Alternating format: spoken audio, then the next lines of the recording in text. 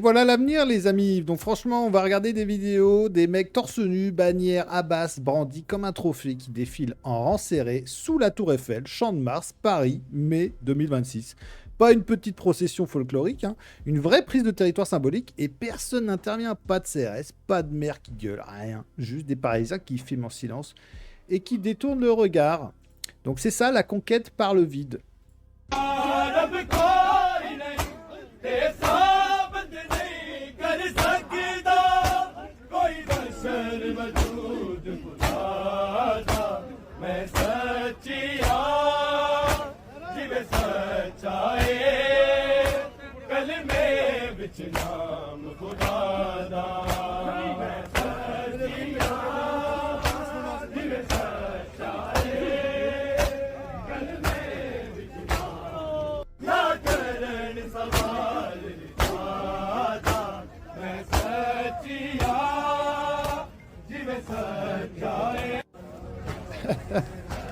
Ah ben le plan là.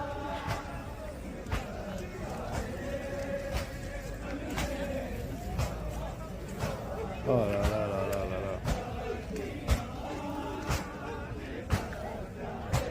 Voilà, donc on te parle de vivre ensemble depuis 30 ans, bah, le résultat c'est ils vivent ensemble et nous on s'efface. Donc deuxième vidéo, une Française voilée en Corée du Sud qui pète un câble parce que les Coréens cachent du porc partout. Paranoïa totale, hein. Mayo, ketchup, chips, elle scanne tout comme une grosse parano. Et le commentaire du post est parfait, hein. Pays ultra moderne qui veut notre argent mais refuse de respecter 2 milliards de musulmans. Bah, sauf que les Coréens, eux, ils s'en foutent total, hein. Ils mangent du porc à tous les repas, ils en sont fiers et ils ne vont pas changer leur cuisine pour une touriste qui débarque avec ses tabous. Donc en Europe, par contre, on retire le jambon des cantines, on met des rayons halal partout et on s'excuse, surtout un double standard total. Je voulais vous mettre de la mayonnaise, mais mon mari m'a dit que Merde, j'avais pas pour vu au chaque début. fois, j'apprends qu'un aliment que j'ai ou que je consomme contient du porc. Et je vous jure que je lis.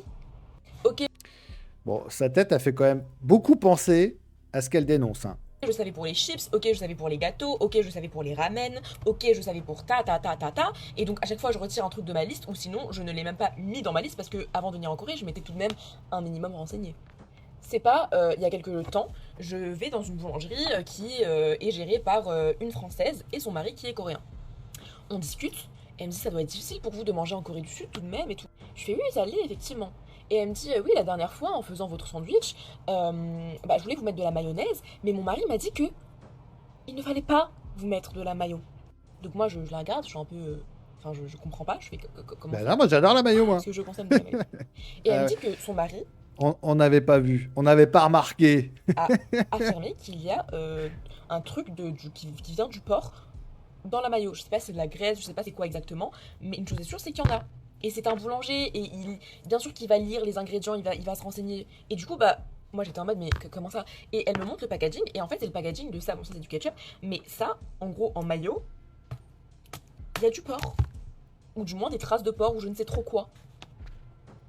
Trop con la meuf. Les gars, je suis Et le pire, c'est qu'ils sont tellement stupides.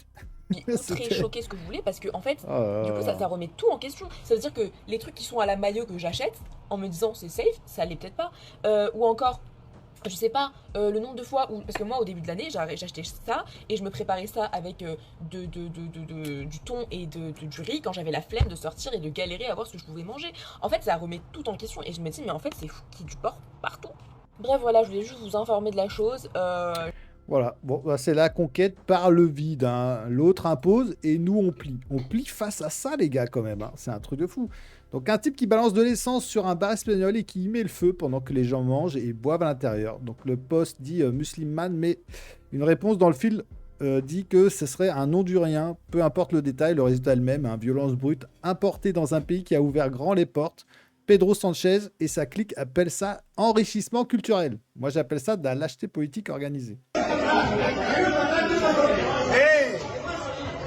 ¡Véndelo, gilipollas! Subnormal.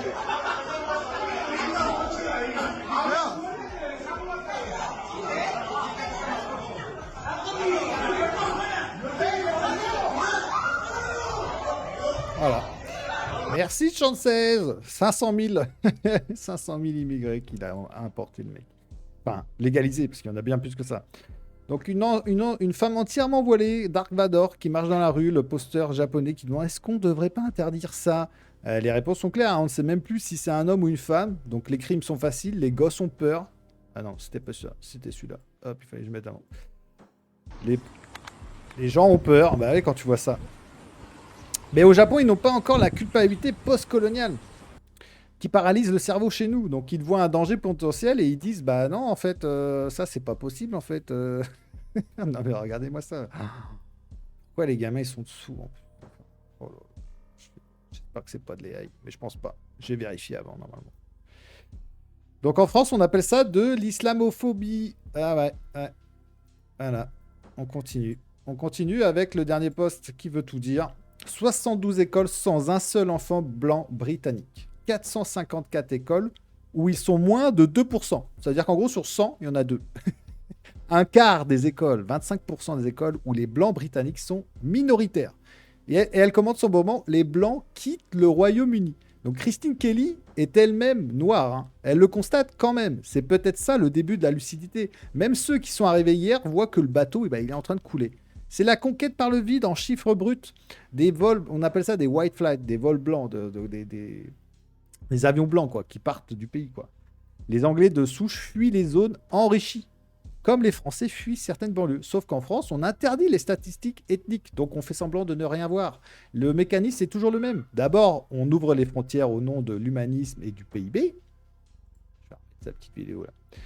Et ensuite, on laisse s'installer des populations qui ont des taux de fécondité 2 fois supérieurs et qui ne se mélangent pas. Et puis on criminalise toute critique au nom de la lutte contre le racisme, comme notre ami Baya Goko qui fait des marches tous les week-ends contre ça. Donc les minorités deviennent majoritaires dans les écoles, les rues, les processions et exigent que tout s'adapte à elles. C'est exactement ce qui s'est passé au Liban. Les chrétiens étaient majoritaires, ils ont laissé entrer les Palestiniens, les réfugiés puis les milices et aujourd'hui c'est un pays chiite en majorité. Et les chrétiens, eux, ils essaient de survivre s'ils ne sont pas massacrés. Donc on a les mêmes données démographiques en Europe, juste avec 30 ans de retard. Donc le plus fou, c'est qu'on nous vend ça comme une fatalité. Comme Macron dirait, c'est une chance, c'est la mondialisation, c'est inéluctable. Bah non, en fait, on peut très bien intégrer des gens et qui mettent pas les pieds sur la table, et qui respectent les us et coutumes, et qui n'importent pas les leurs, ou qui en moins le font, ne les imposent pas. Donc le Japon, il a dit non, la Corée a dit non, la Pologne a dit non, seule l'Europe de l'Ouest, épuisée par sa mauvaise conscience, a décidé de se suicider en douceur. Donc la conquête par le vide, c'est ça. On n'a même pas besoin d'envahir, on nous a juste demandé de plus défendre notre espace, notre culture et notre identité. Et on a obtempéré. Donc je vous laisse là-dessus, restez lucides, prenez soin de vous, je vous dis à la prochaine, ciao.